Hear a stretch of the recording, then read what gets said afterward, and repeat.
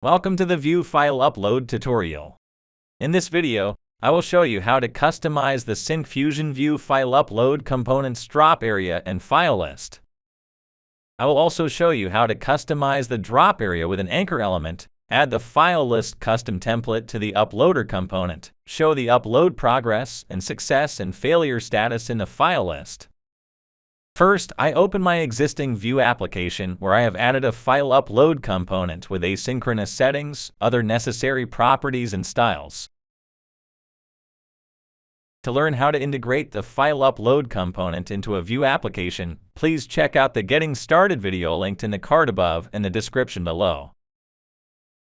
Let me run this application using the command npm run dev.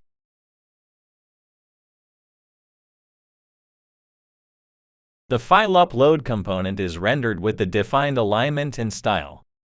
I can click the Browse button to upload a file, or drag and drop a file to upload. Now I will show you how to customize the drop area of the uploader component. Add a division element to the template and set the ID to drop area. Within the division element, add a span element and set content along with an anchor element with href and ID attributes. Set the anchor's content to browse so that clicking this will initiate the upload operation. Set a class name to the span element. In the uploader component, bind the drop area property with the division element's ID. This will customize the drop area. To upload the files using the browse anchor element, use the mounted function, access the browse anchor element using its ID and the onClick event, bind an inline function. Within it, query the browse button and call its click method programmatically. In the style section, I remove the existing code and add the needed CSS styles. I have added the division element's size and position, and customized the span element's padding, display, and border properties. Here, I have hidden the default browse button wrapper since I have manually added the anchor element to browse the files. The default borders were set to none so that my custom borders alone will be visible in the component. The upload file list is customized for its minimum height and borders. Now I can use the browse anchor element to select a file. Also, I can drag and drop the file in the drop area. Next, I will show you how to customize the file list using a template, display the image type in a pictorial form, and show the success and failure details. In the uploader component, I add a template element. Within it, add a division element and set a class name so that I can apply specific styles to this container. Add a span element with a class name to group inline elements. Then add a span element and bind a class with a dynamic value. This creates a class name by concatenating the icon SF icon with the value of the data object's type property. For example, if the data type is PDF, the class will be icon SF icon PDF. To get the data object, I need to use the V slot with data props. These allow you to get the uploaded file's type and name. Now in the data type, I receive the uploaded file's type.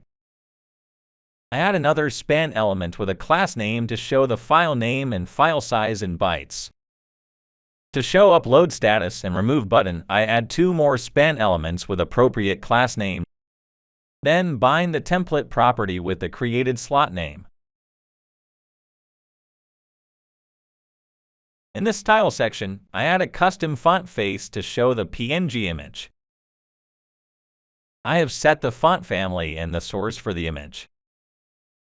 Add class selectors to apply the custom font size, and positioning to elements whose class attribute starts with or contains an SF icon. Add selectors to insert a specific Unicode before the content of elements with classes SF icon lowercase png and uppercase png. This is because, in some cases, the PNG file extension letters may be in lower or upper cases. I customize the file name's padding, font size, width, and position. I also customize the file size and name's text overflow and white space properties. Looking here, when I browse a file, the uploaded file's name is displayed along with its size and the PNG image icon and a delete button. Next, to perform the delete operation when this delete button is clicked, in the mounted function, use the document's getElementById method and pass the drop area ID, set the onClick event, and bind an inline function with a parameter. Within it, check whether the target class list contains the class name meFileDelete button. If it does, use the getFilesData method. For each file, check whether the file name equals the target's closest li element's file name. If yes, then remove the file from the uploader component using the remove method. This will remove the file when the delete button is clicked. When the file is not loaded, the remove button will be shown. So to remove the file in that scenario, I check whether the target's class list contains the file remove button, then detach the target's closest li element. This will remove the file details from the DOM. Import the detach method from the Syncfusion EJ2 base package. After selecting a file to upload, the delete button becomes enabled. When I click the delete button, the file is removed from the file list. Next, let me show you how to display the upload progress and upload status in the file list. To show the upload progress percentage, first, I bind the progress event with an event handler. Use the method's property and implement the method onProgress with a parameter. Within it, define a variable to save the progress value by computing the percentage of loaded values. Define a variable to store the li element. Call a method name getLiElement by passing a parameter value as an argument. Implement the method. Within it, return the li element using the query selector by selecting the first element with class, the upload files, and find the child element that has the attribute data file name equal to the file's name property. In the onProgress method, use the li element to query the upload status class's element and set its inner HTML to the file status and the progress value. This will display the status in text and the progress in percentage.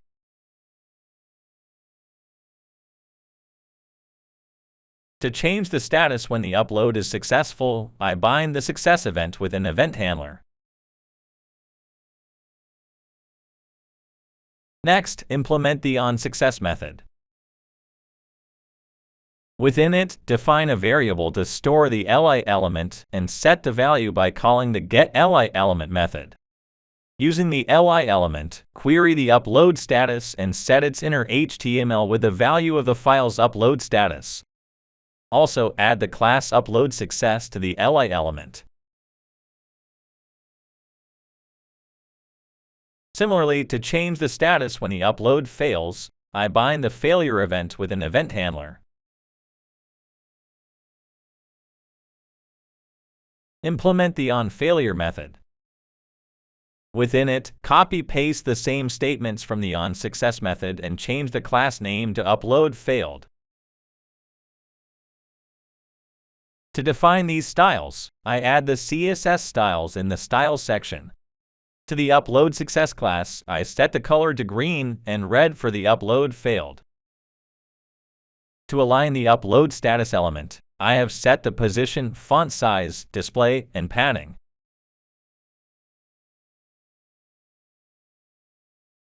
When I browse a file, you can see the upload progress details in percentage. Once the file is uploaded, the status is displayed in green. To show the failure case, I disable my internet connection and then upload a file.